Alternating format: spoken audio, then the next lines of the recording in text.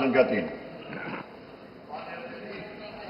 आपने लोक महत्व के ऐसे विषय पर मुझे सवाल पूछने का मौका दिया जिससे ग्रामीण अंचल बहुत हद तक प्रभावित होता है।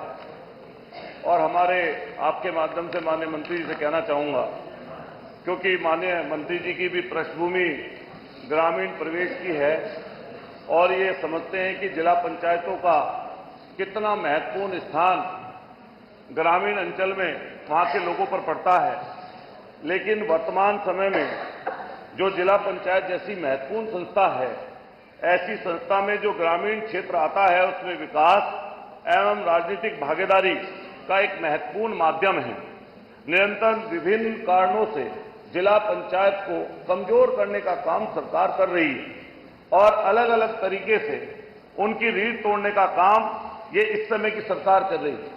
गांधी जी ने कहा था, महात्मा गांधी जी ने, कि पंचायती राज सच्चे लोकतंत्र का प्रतिनिधित्व करता है।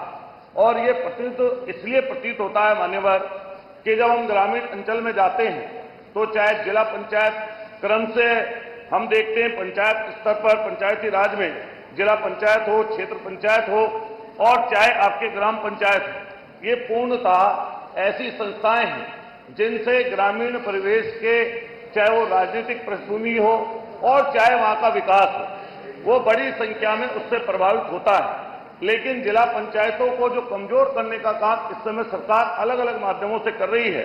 मैं एक दो चीजों पर महत्वपूर्ण रूप से आपसे प्रकाश डालता हूं और एक दो क्वेश्चन उसके बाद में पूछूंगा। मैं विनम्र तरीके से आपके माध्यम से पूछना चाहता हूं कि जैसे गौतम बुद्ध नगर है मान्यवर, वहां मात्र 30 गांव हैं कुल जो जिला पंचायत आपके परिधि में आते हैं और 6 जिला पंचायत सदस्य कुल चुने जाते हैं। लेकिन गांवों की संख्या गौतम बुद्ध नगर में बहुत ज्यादा है। इसी तरीके से मान्यवर हापुड़ हो, गाजियाबाद हो और अब हमारे मेरठ भी हो, जिसकी आकार शहरी क्षेत्र बढ़ता जा रहा है, नगर निगम का क्षेत्र बढ़ता जा रहा है, प्राधिकरण की सीमाएं बढ़ती जा रही हैं और नगर पंचायतें और आपके नगर पालिकाओं का क्षेत्र का विस्तार होता जा रहा है, जिससे कहीं ना कहीं जिला पंचायत के अधिकारों का अतिक्रमण हो रहा है। और मनीष शीजा जी, आपकी आवाज यहां तक आ रही है, बहुत ज्यादा जरूरी हो तो पीछे कॉफी के साथ चर्चा करें। जिससे जिला पंचायत के यहां तक आपके अलग अलग स्तर से बड़ी परेशानी और दिक्कतों का सामना करना पड़ रहा है।